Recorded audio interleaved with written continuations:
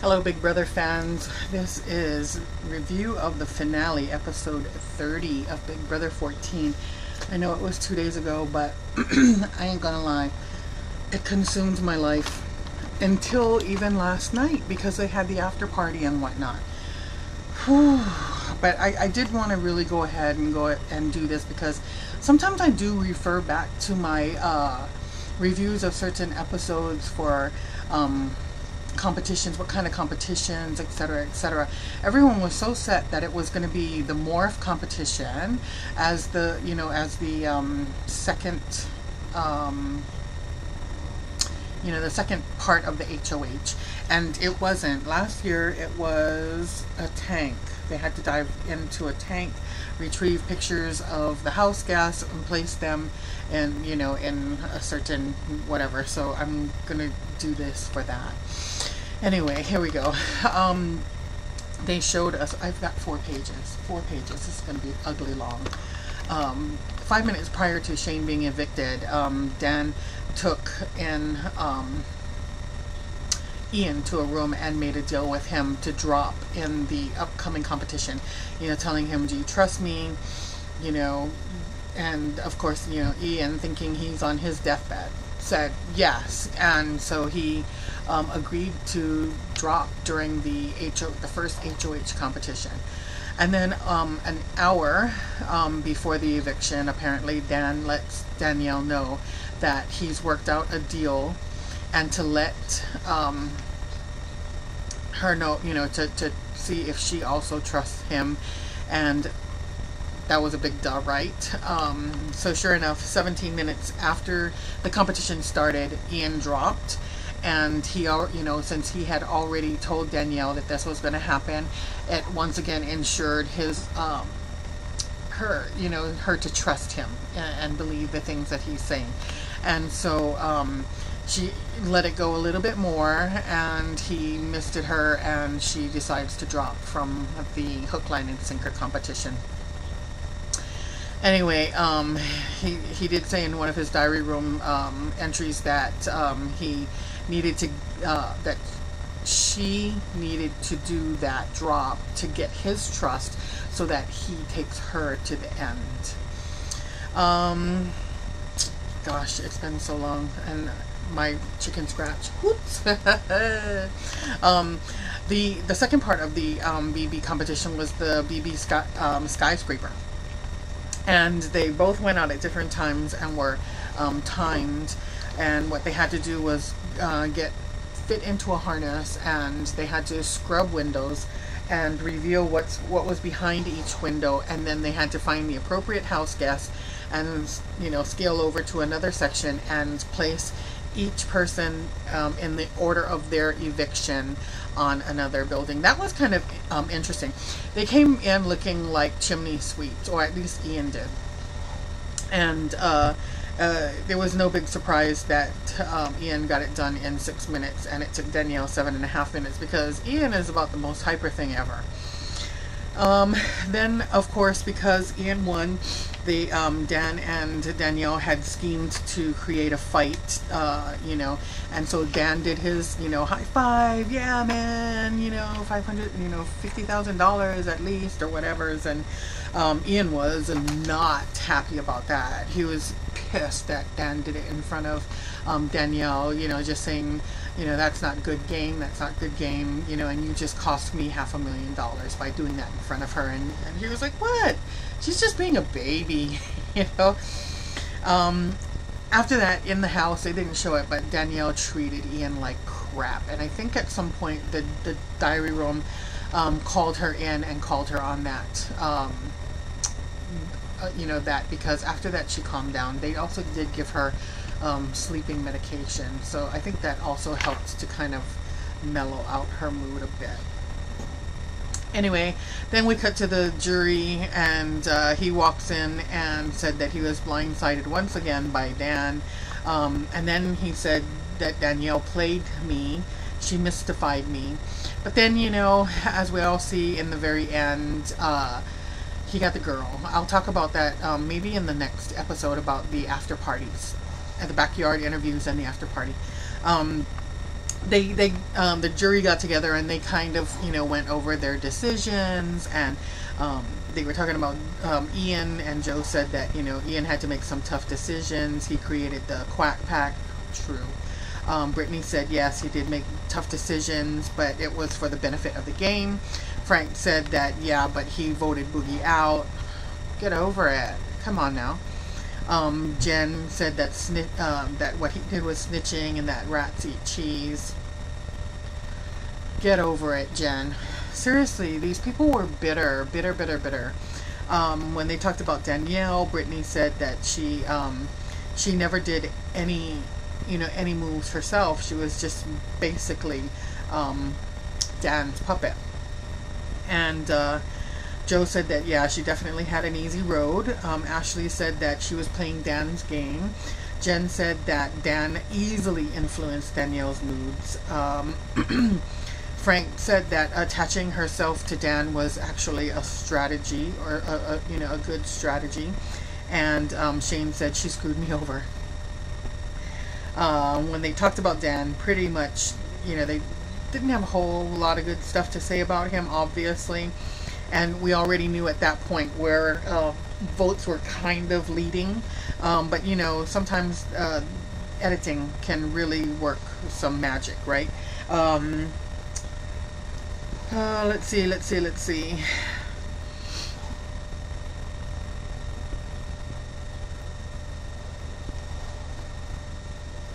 We get to the final HOH. And it's just going to be, each juror is asked a question, and your answer is going to either be A or B. And seriously, when Dan got the Brittany question wrong, and he kind of did this smile, I thought, he's throwing this, and then he boom, got it all wrong. At the after party, however, last night, someone asked him about that, and he said that he genuinely did not throw the HOH. I don't know. I mean, you know, some of the other things that he said was, you know, also that there's no way that he would have taken Danielle, which really actually shocked me. He said that last night. So when he said that, I was like, oh, maybe he didn't throw it. But then I'm also thinking, you know, maybe he's, you know, doing, I don't know. He said he did not throw it. But the obvious bam, 3 in a row of not getting it correct was kind of telling. Anyway, Ian won 5-2, and then Ian chose Dan to take to the final 2, and Danielle was evicted because Ian wanted to honor his deal. Interestingly enough, Danielle also said that had she won, you know, etc., she would have taken Dan to honor her deal as well. And she said that when she put his name in, you know, his key in the box to win. When Julie talked to Danielle, she asked, why did you put all of your eggs in Dan's basket? And she said that she didn't want to put too many deals out there, and that Dan had been working on Ian since day one. Wrong. Not even true. She really didn't know what to think in terms of if Dan threw the, you know, through the HOH. It seemed like she was kind of, sort of in shock. I think it was just the being, you know, the sensories, you know, when you are released and there's so many people and it's not the same people that you've been cooped up in the house with for 70 days kind of thing. She just kind of seemed a little shell-shocked, you know. Anyway, at that point, the jury enters, and that they ask Danielle to come out. Shane gets up and meets her and gives her only a hug. Interesting. I thought for sure that they'd be all like, you know, tonsil hockey kind of thing.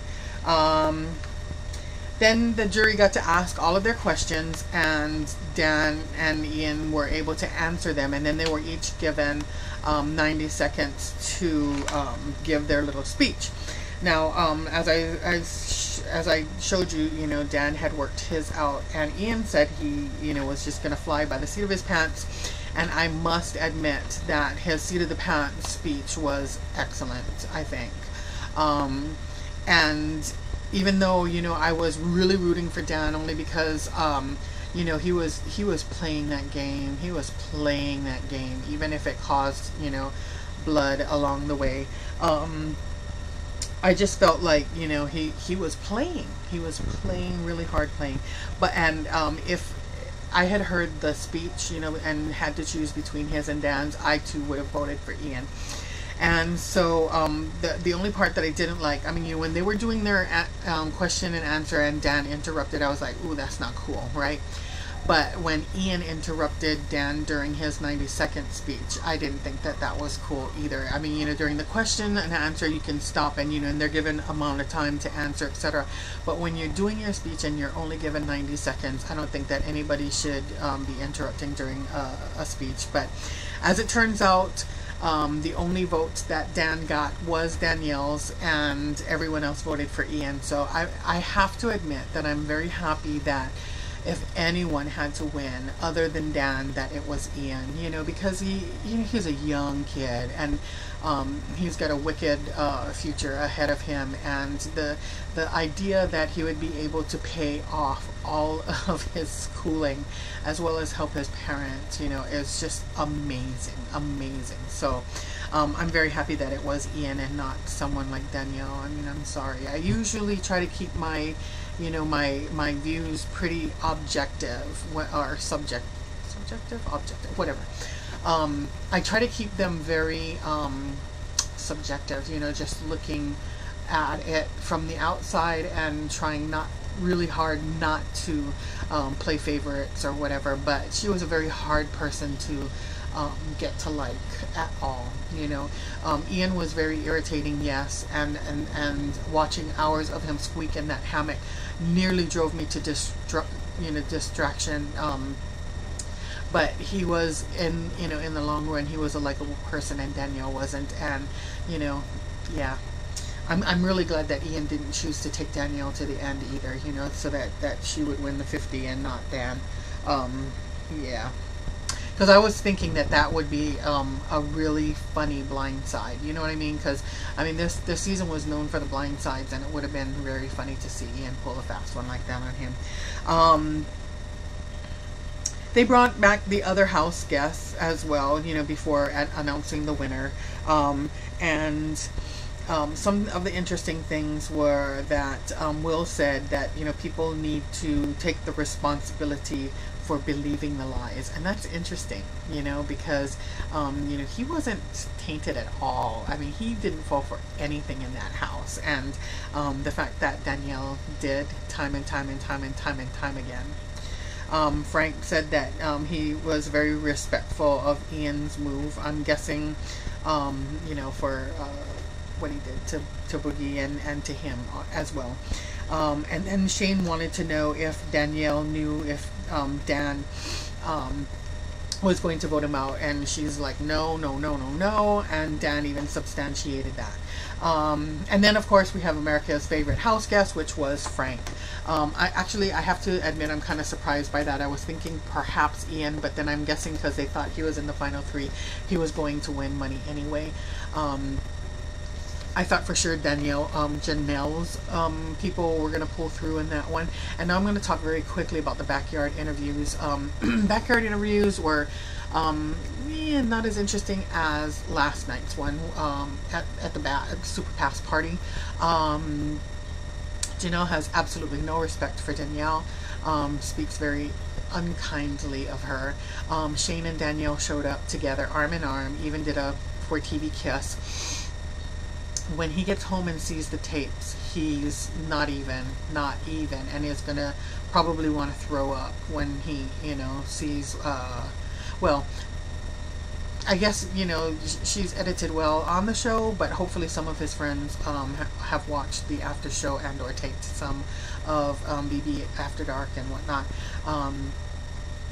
But yeah, he said, you know, it would have been nice if one of us had won, because then we would have had the money to be able to, you know, go back and forth between Alabama and Vermont. But I doubt at this point that that's going to happen, you know, because I've got to work 3 jobs and I have so much debt, you know, and I'm paying my parents' mortgage and you know.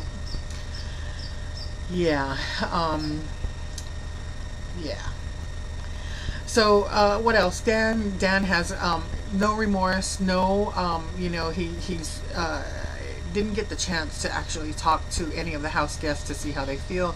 Shane is still very bitter. Will never ever talk to Dan ever again, ever. Danielle didn't say much because she was still with Shane, but I'm guessing that she will because of the puppetry. You know, I mean, she will. What else? Who else did they have? I missed the part with Ian. The audio went out, darn it. And that would have been to me the most important part to want to listen to, because I just wanted to, you know, feel his joy, you know, from that. But I think that's about it, really. Just, you know, the update on Shane and Danielle was very interesting to me. Oh, and Memphis was there and said on the Renegades, Ian is not a renegade. I think it was even rumored that Will said that there's no way that Frank would ever make it into Chilltown. And I just think it's very funny how serious these people take their alliances, you know what I mean? It's just like, come on now. Seriously? Anyways, it's been a wonderful season as far as I'm concerned. You know, the blind sides, the, you know, the back and forth, the craziness. I really enjoyed the season. If they ever bring back another, you know, repeat guest, I'm just, bleh, you know, I'm over the repeat guests. And I was very, I tweeted it several times to Julie Chen, to CBS Big Brother, etc., etc. I was just like, please stop churning, you know, reusing these people and get us new blood. I'm just over it. The other thing I told them I was over was the repeats of the games. These people have studied the game. They know how to play it. They know what games are coming up. They know what to study, that the games need to be changed so that, you know, yeah. Anyway, we will see you next year. I hope you guys had a lot of fun. I did, and bye.